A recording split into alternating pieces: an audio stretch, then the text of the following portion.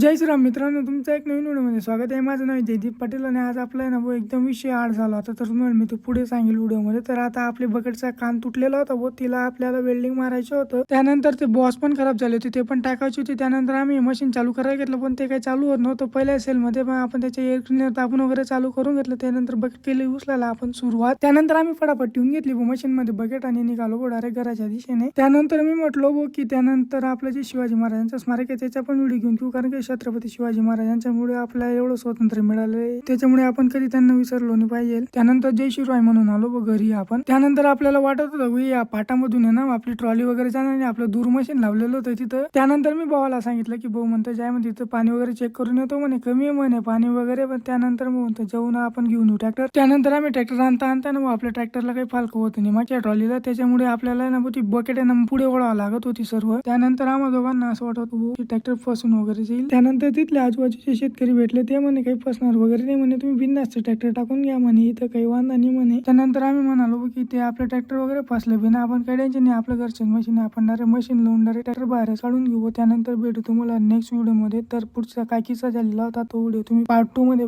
बघून घे जा. जय श्रीराम.